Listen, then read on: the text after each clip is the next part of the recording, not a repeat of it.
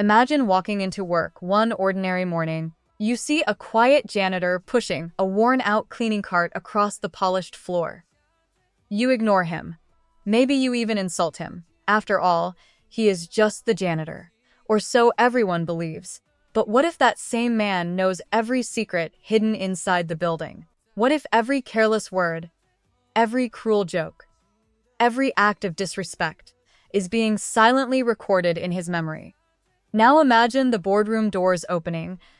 The entire executive team is waiting for the mysterious billionaire who just bought the company. Then the impossible happens. The janitor removes his blue coveralls, steps into the boardroom, and every powerful executive suddenly realizes they have spent weeks humiliating their new owner. What follows is not just revenge. It is a shocking investigation that exposes decades of betrayal, corruption, greed, and lies. Careers collapse, fortunes disappear, high secrets come to light. And one simple question changes everything. How do you treat someone when you believe they have no power? Stay until the very end, because the final discovery inside this company is something no one saw coming. I walked into the headquarters before sunrise. The city was still quiet. Cold air slipped through the open loading dock. The smell of fresh floor polish mixed with strong coffee from the break room. The marble lobby reflected the pale morning lights. Every footstep echoed through the empty building. I wore faded work boots. Dark blue coveralls covered my expensive tailored clothes beneath. A gray baseball cap hid most of my face. A heavy janitor's cart rolled beside me. Buckets rattled softly. Cleaning bottles clinked against each other. A mop rested across the top like an old companion. Nobody looked twice. That was exactly what I wanted. The security guard glanced up from his phone. He waved without asking my name. He had seen cleaning crews for years. I smiled politely. He returned to scrolling through social media. I stepped into the elevator. The stainless steel walls reflected a man who looked tired. A stranger would have guessed I earned minimum wage. The elevator hummed upward. Each passing floor brought another wave of expensive perfume and polished leather. By the time the doors opened on the executive level, employees had begun arriving. Sharp heels clicked across marble, luxury watches flashed beneath bright office lights, tailored suits filled the hallway. Nobody noticed me. A young assistant hurried toward the conference room. She stopped suddenly, her eyes narrowed. "Hey!" She pointed toward a small coffee stain near the entrance. "Clean that before the board arrives." Her voice carried the confidence of someone who believed power lasted forever. I nodded. She walked away without another glance. I pushed the cart forward. A senior manager stepped around me as though I was invisible. He almost bumped my shoulder. He frowned. "Watch where you are going." His expensive cologne lingered after he disappeared. I quietly cleaned the stain. Several executives gathered nearby. They spoke freely because they assumed I was beneath notice. One laughed loudly. "I heard the new owner is flying in from Europe." Another shook his head. "I hope whoever bought this place understands how things work." A third executive smiled smugly. "The board always listens to us. They need us." The confidence in his voice filled the hallway. I kept mopping. My ears collected every careless word. One vice president walked past. He tossed an empty coffee cup into my cleaning bucket. The splash stained my sleeve. He never apologized. Instead, he chuckled with another executive. "At least somebody is working this morning." Laughter bounced against the glass walls. None of them realized I owned every inch of those walls. Months earlier, the company had been collapsing. Debts, accurate lawsuits, investors quietly abandoning ship. Everyone believed the business would fall apart. Nobody knew an anonymous investment group had purchased every controlling share. Nobody knew I controlled that investment group. I preferred silence. Silence revealed character. Today was the first day I would meet everyone, not as a billionaire, not as their employer, but as the man they believed was cleaning their floors. I continued pushing the cart. The wheels squeaked softly across polished stone. Every squeak sounded louder than before. The conference room doors remained closed. Inside, the board prepared for the biggest announcement in company history. Outside, conversations grew louder. More executives arrived. A tall man with silver hair stopped beside me. His custom Italian shoes nearly touched my mop bucket. He looked annoyed. "You missed a spot." He pointed toward a floor tile already shining perfectly. I politely thanked him. He laughed. "I suppose attention to detail is not required for your kind of work." Several people nearby smiled. Nobody challenged him. Nobody defended me. The assistant returned carrying several expensive folders. She shoved one into my chest by mistake. Papers scattered across the polished floor. She sighed dramatically. "Seriously. You people always make everything harder." Employees passing by watched the scene. Some laughed quietly. Others pretended not to notice. I bent down. My knees pressed against the cold marble. I gathered every document carefully. One page slipped beneath a polished conference table. As I reached for it, another pair of expensive shoes stopped beside my hand. The owner of those shoes stepped directly onto the page. He never looked down. Instead, he spoke to another executive. "If the new owner starts making changes, we will control the narrative. We know every department. We know every weakness. He will need us." Confidence filled every word. I slowly stood. I handed the folder back to the assistant. She snatched it away without gratitude. The conference room doors opened. A board member stepped outside. Conversation stopped immediately. Everyone straightened their jackets. Everyone smiled. The board member looked around the hallway. His eyes landed on me. He walked directly toward the janitor. Executives exchanged confused glances. The assistant looked horrified. She whispered, "He is blocking the entrance." Before she could move me aside, the board member extended his hand toward me. His expression carried genuine respect. "Good morning, sir." Every face in the hallway froze. Silence spread like a sudden winter storm. The vice president, who had thrown coffee into my bucket, blinked repeatedly. The silver-haired executive looked from the board member to me. His smile disappeared. The assistant stared as though she had forgotten how to breathe. I shook the board member's hand. His grip was firm. He spoke loudly enough for everyone to hear. "The directors have been waiting for you." The hallway remained perfectly silent. Several executives looked around, expecting another important guest to appear. Nobody came. Their eyes slowly returned to me. Confusion turned into disbelief. One manager laughed nervously. He assumed it was a joke. Nobody else laughed. The board member stepped aside respectfully. He gestured toward the conference room. "This way, Mr. Carter." The name struck the hallway like thunder. Whispers erupted instantly. Mr. Carter, the investor, the buyer, the owner. Color drained from several faces. The assistant dropped her folders. Papers exploded across the polished floor. The vice president suddenly remembered the coffee cup floating inside my cleaning bucket. His hands began trembling. The silver-haired executive swallowed hard. His confident posture collapsed. I removed my baseball cap. Gray hair, neatly combed beneath it, caught the bright lights. Then I unzipped the faded coveralls. Beneath them rested a perfectly tailored charcoal suit, an elegant silk tie. A platinum watch worth more than several annual salaries. The hallway became completely silent again. The only sound came from the slow dripping of dirty mop water into the bucket. Every executive stared at me. Some recognized my face from financial magazines. Others remembered interviews they had ignored.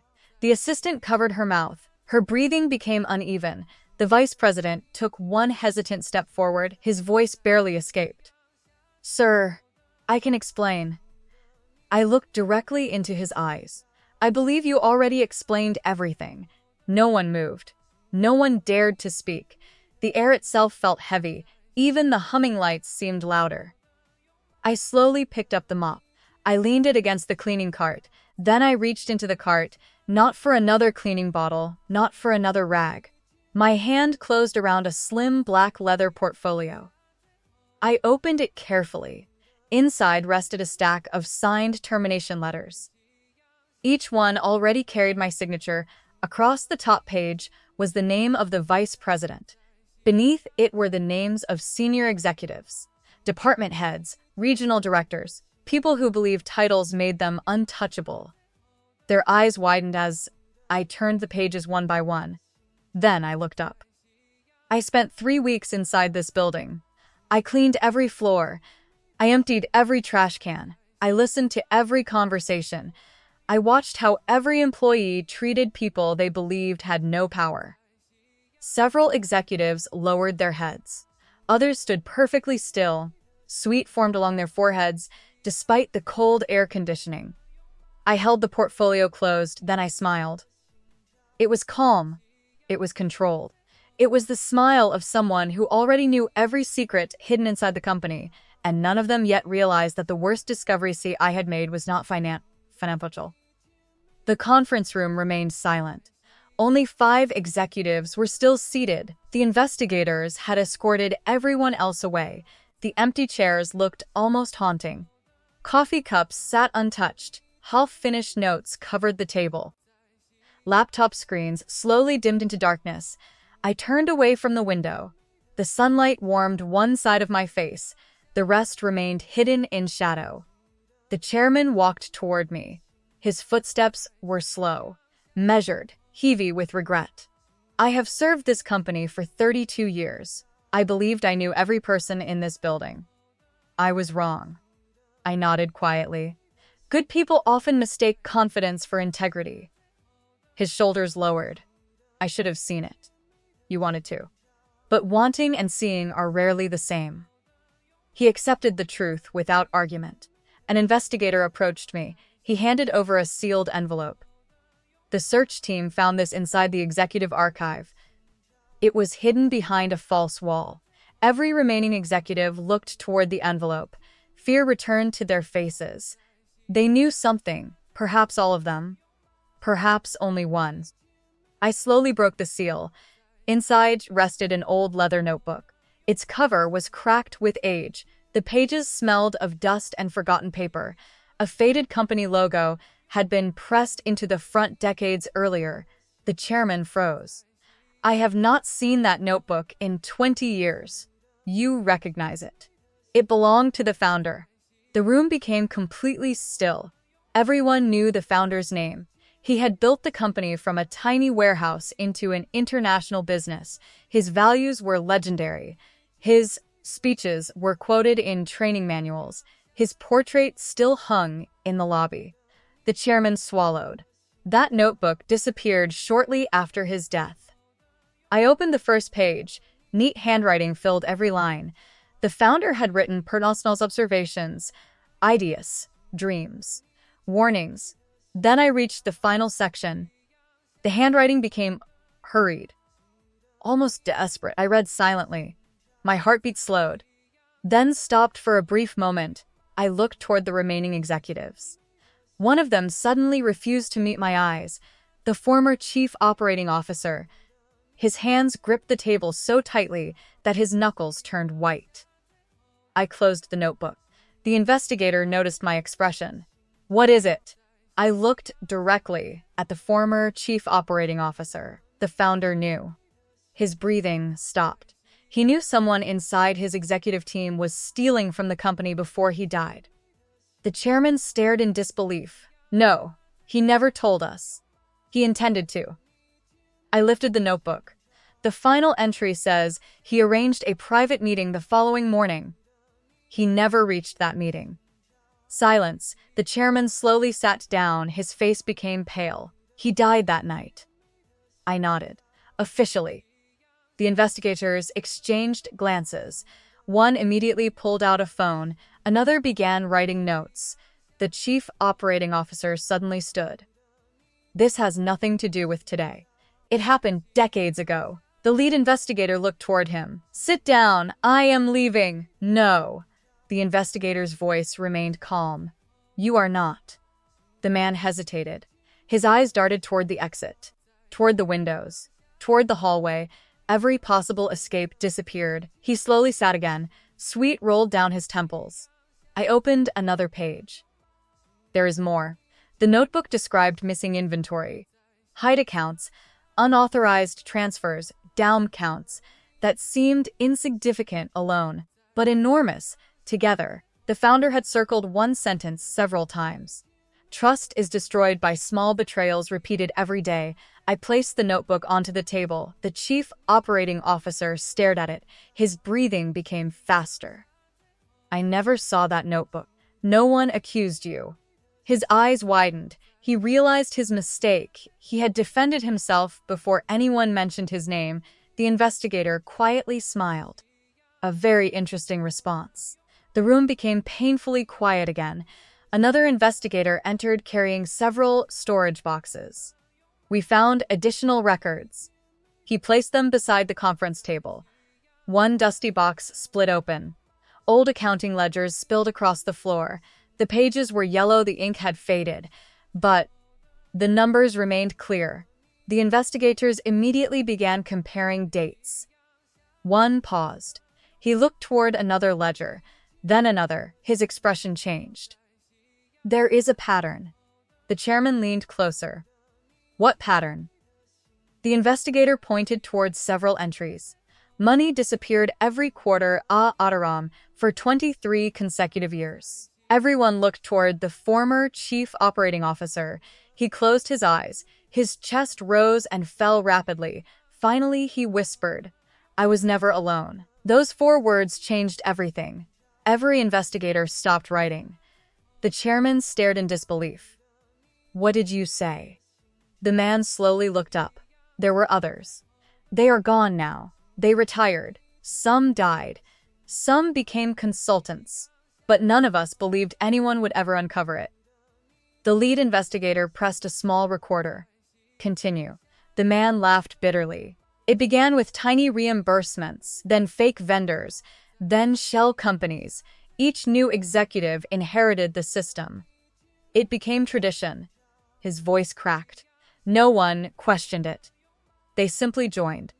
The chairman covered his face. His entire body trembled. The company was poisoned long before I became chairman. The confession continued for almost an hour. Names, dates, methods.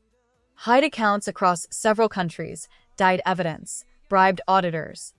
Every sentence uncovered another layer. Even the investigators appeared surprised. One finally looked toward me. "If you had not bought this company..." He never finished the sentence. He did not need to. Everyone understood. The company would have continued bleeding until nothing remained. The confession ended. The former chief operating officer leaned back. He looked 20 years older. "I thought I would take those secrets to my grave." I answered quietly. Secrets usually choose their own time to surface. Outside the conference room, the atmosphere had completely changed. Employees gathered in small groups. Some looked frightened, others hopeful. Many simply waited. Rumors spread faster than elevators.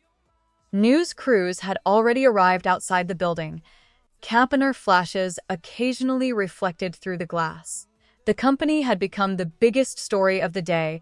The chairman walked beside me toward the lobby. The investigators remained behind. The elevator ride felt strangely peaceful. Neither of us spoke. The soft mechanical hum filled the silence. When the doors opened, hundreds of employees stood waiting. Receptionists, engineers, custodians, security guards, warehouse supervisors, interns. People from every department. The same security guard who had waved me inside that morning stepped forward. Recognition slowly appeared on his face. "You..." I smiled. "You let me in!" Embarrassment crossed his expression. "I should have checked your identification. You treated me with respect. That mattered more." Relief softened his face. Near the front stood the cleaning crew. Still wearing blue uniforms, still holding mops and buckets. One elderly janitor looked at me with confused eyes. "You worked with us yesterday." "I did." "You never said anything." I wanted to know what this company truly looked like. The old man smiled gently. You worked harder than most managers. A few nearby employees laughed quietly. The tension eased for the first time all day. I walked toward the center of the lobby. The enormous portrait of the founder hung above the staircase. His painted eyes overlooked everyone. For a moment, I studied the portrait. Then I turned back toward the employees. I have one request. No one made a sound. If you ever see someone wearing work boots, carrying a mop, emptying trash, serving coffee, fixing a broken light, treat that person with the same respect you expect for yourself. Thoth. Character is never measured by a uniform. It is revealed by how you respond to one. Many employees lowered their heads, some smiled. Others quietly wiped tears from their eyes. The assistant who had ordered me to clean the coffee stain stepped forward. She stood before everyone. I owe you an apology. You do. I judged you without knowing you. You judged a human being. That was the real mistake. She nodded. I understand. I hope you never forget. I will not. The old janitor quietly clapped once. Then another employee joined, then another. Within seconds, the entire lobby echoed with applause. Not for wealth, not for ownership, not for power, for justice, for dignity. For a reminder that every person deserves respect before their title is ever known. Outside, television cameras continued recording. Inside, something far more important had changed. For the first time in many years, the company no longer belonged to fear. It belonged to people who finally understood that the man they dismissed as the janitor had not only bought the company, he had saved its soul. The applause slowly faded. A deep silence settled over the lobby once again. Employees returned to work in small groups. Their conversations sounded different now. Quieter, more thoughtful. The cleaning crew gathered their carts. The elderly janitor looked at me one last time. You are still welcome to mop with us anytime. I laughed softly. I might take you up on that. He smiled, then disappeared down the hallway. The scent of fresh disinfectant drifted behind him. For the first time that day, the building felt alive. Not because of profits, not because of power. Because fear had begun leaving through the same doors where it had entered years earlier. My assistant approached, carrying a tablet. She had joined my investment company nearly a decade before. Unlike everyone else, she had known exactly where I had spent the last 3 weeks. The media is waiting outside. They are requesting interviews. Every financial network wants a statement. I glanced through the glass entrance. Camera crews crowded the sidewalk. Satellite trucks lined the street. Bright lights flashed against the building. People held microphones toward the entrance every time the doors opened. They can wait. She nodded. There is something more important. She understood immediately. The employee meeting. Exactly. Within an hour, the auditorium filled. Nearly 1,200 employees occupied every seat. Others stood along the walls. Warehouse workers still wore safety vests. Software engineers carried laptops. Receptionists sat beside mechanics. Executives, who had survived the investigation, quietly blended into the crowd. Nobody occupied the front row. Nobody wanted special treatment anymore. The enormous stage lights warmed the air. I walked toward the podium. The wooden floor creaked beneath my shoes. The sound echoed through the silent auditorium. I looked across thousands of faces, some nervous, some hopeful, some exhausted, many simply confused. I took a slow breath. When I first entered this building, I wore blue coveralls. I carried a mop. I pushed a cleaning cart.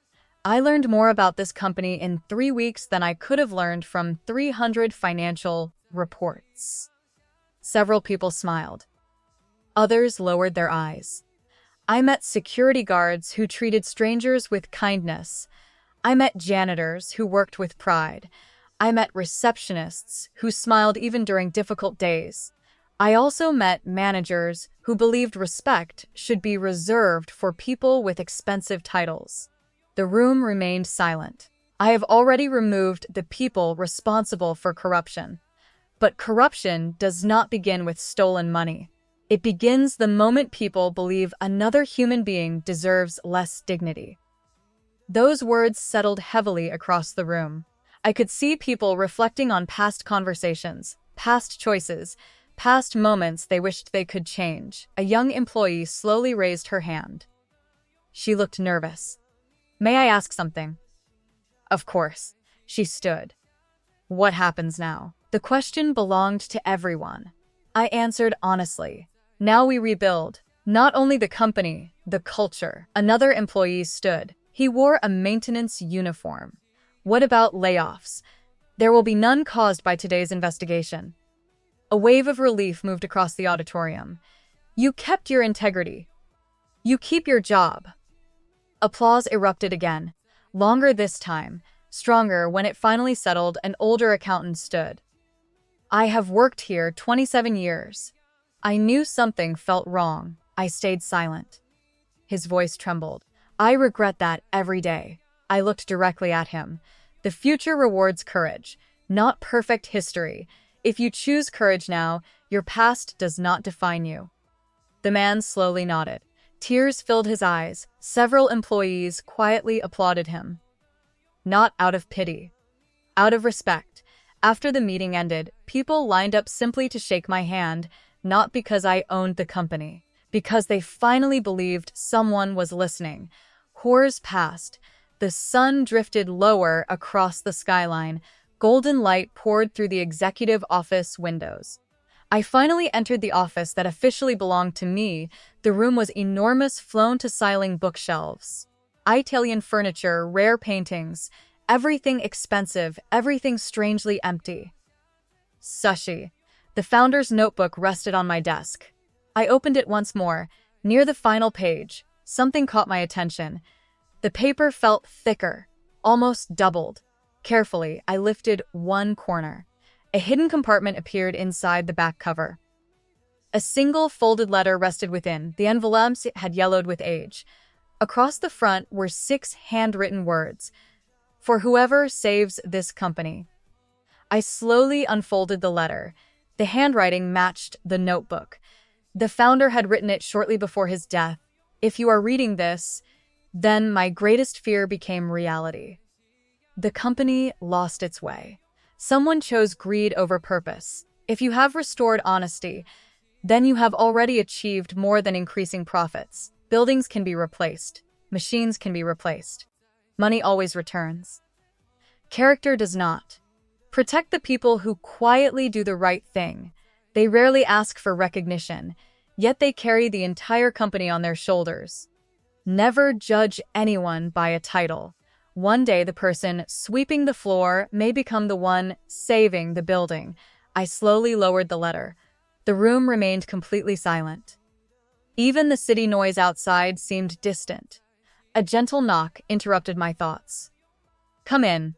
The elderly janitor stepped into the office. He looked uncomfortable. "I hope I am not bothering you." "Not at all." He held an old photograph. "I thought you should have this." He handed it to me. The picture showed the founder standing beside several employees, mechanics, secretaries, warehouse workers, and one young janitor. Everyone smiled exactly the same. No reserved places, no executive section, no separation. The elderly janitor pointed toward the young man holding a mop. That was me. I looked at him with surprise. "You knew the founder personally." "He hired me. He told me something on my first day." The old man smiled. "He said every company eventually becomes exactly like the people it chooses to ignore." The words lingered in the quiet office. He gently placed the photograph beside the notebook. I waited many years to hear someone repeat his beliefs. Today, I finally did. He turned toward the door. Before leaving, he stopped. "I think he would have been proud of you." The door closed softly behind him.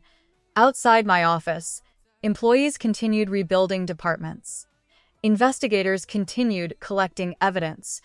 Lawyers prepared new policies. Recruiters searched for honest leaders.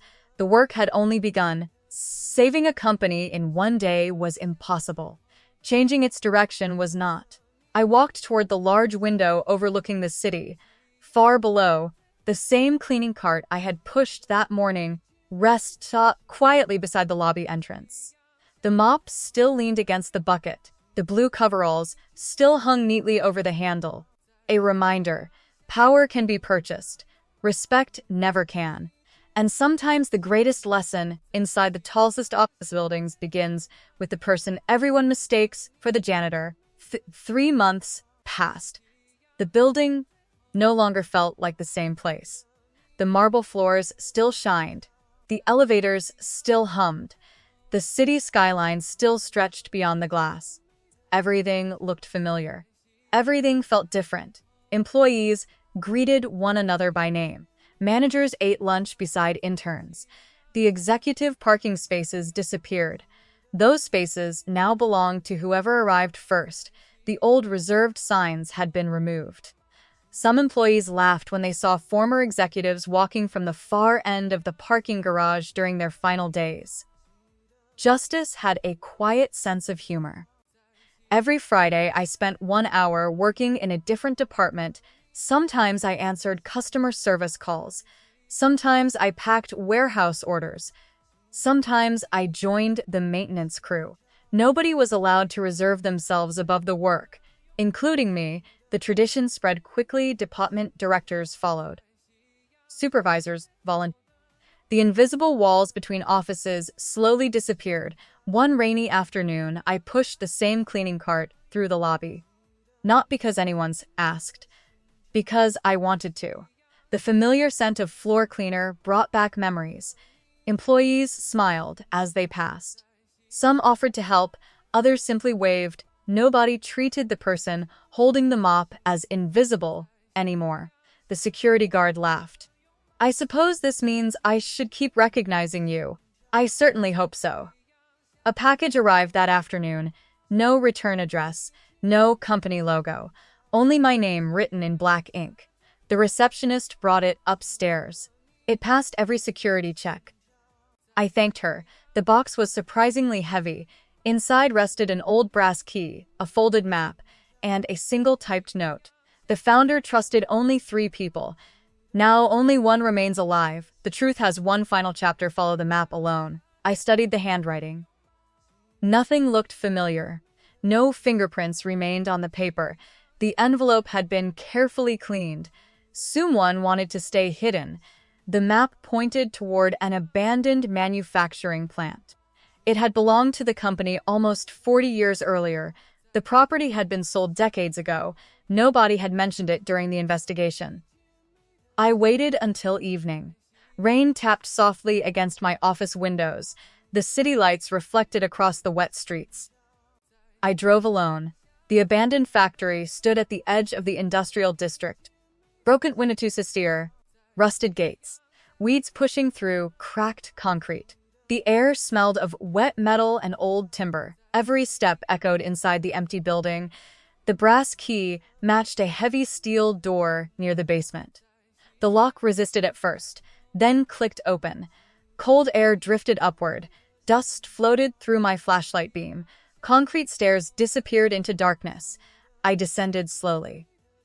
Water dripped somewhere below. Each drop echoed endlessly. At the bottom stood a small archive room. Steel shelves lined every wall. Most boxes had collapsed from age. The map pointed toward the far corner. Behind several empty filing cabinets stood an old floor safe.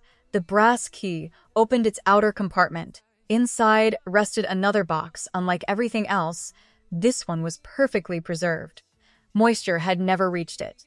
I lifted the lid. Hundreds of original company documents, letters, comprocs, photographs, appellate records, and one reel of old film. Attached to it was another note. If this is found, then honesty has finally returned. The founder recorded a message. He believed someone worthy would eventually discover it. I carefully carried everything back to headquarters.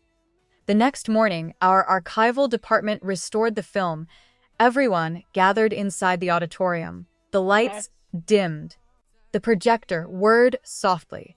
Static flickered across the screen. Then an elderly man appeared. The founder older than in every photograph. His voice carried both strength and sadness. If you are watching this, then I am long gone. I failed to stop the corruption growing inside this company. That failure belongs to me. I trusted titles more than character. Never. Repeat my mistake. The audience remained completely silent. He continued, "One day someone will arrive who understands that leadership begins with listening. That person may not wear an expensive suit. They may arrive carrying tools instead of briefcases. Judge them by their actions, never by appearances." The founder smiled gently into the camera. If the person watching this found the hidden archive, then I believe my company finally belongs to the right hands. Take care of the people who quietly build every success. The engineers, the receptionists, the cleaners, the mechanics, the guards. Without them, every executive office is only an empty room. The film ended. The projector stopped. No one moved. The auditorium remained silent for nearly a minute. Then the elderly janitor slowly stood. He began clapping one pair of hands, then another, then hundreds. The applause continued for several minutes. Not for me. For the man whose vision had finally been restored. After the meeting, I returned alone to the founder's office. His portrait still overlooked the city. I placed the notebook beside the restored film. Then I placed my old blue baseball cap beside them, the same one I had worn as a janitor. I never wanted to forget those weeks, because the most valuable education of my life had never come from business school. It had come from a mop, a bucket, and the way people behaved when they believed no one important was watching. Outside my office, laughter echoed through the hallway. Employees celebrated another successful quarter. The company had become profitable again. Customers' satisfaction reached its highest level in history. Employee turnover fell to its lowest level. Applications from talented workers arrived faster than the hiring team could review them. The business recovered. More importantly, the people recovered. Sometimes visitors still asked where they could find the owner. Receptionists smiled before answering. You will recognize him. He is usually the person talking with the cleaning crew, or helping someone carry heavy boxes, or sitting beside the newest intern during lunch. The visitors often looked confused. Then they understood. Years later, every new employee heard the same story during orientation. Not the story of a billionaire buying a company, not the story of executives losing everything. They heard the story of a man wearing blue coveralls who quietly pushed a janitor's cart through the building. A man everyone overlooked, until the morning they discovered he owned every floor they walked on. And from that day forward, no one inside the company ever looked at a janitor the same way again. The years passed more quickly than anyone expected. The company continued growing. New buildings rose. New products reached the world. Awards filled the lobby, yet one corner of the entrance never changed. The old janitor's cart remained on display inside a glass case. Beside it rested a faded blue baseball cap. A simple brass plaque carried only one sentence: respect every person before you know their position. Visitors often stopped to read it. Some smiled. Some became curious, simply nodded. They knew the story behind it. Every year on the anniversary of that unforgettable morning, the entire company paused for one tradition. Executives, interns, engineers, receptionists, security guards, custodians, everyone spent 1 hour doing a job outside their normal role. The purpose was never efficiency. The purpose was humility. No one complained. No one believed any task was beneath them. That culture became the company's greatest strength. Years later, as I prepared to retire, I walked through the headquarters one final time before sunrise. The air smelled exactly as it had on the first morning. Fresh coffee, flour polish, clean marble. The same security guard stood at the entrance. His hair had turned gray. He smiled the moment he saw me. Good morning. Good morning. He opened the door without hesitation. I walked slowly through the quiet lobby. My footsteps echoed across the polished floor. The elderly janitor had retired several years earlier. His photograph now hung beside the founder's portrait. Two men, one who built the company, one who quietly reminded everyone what it was built for. I stopped in front of the glass case. The old cleaning cart looked smaller than I remembered.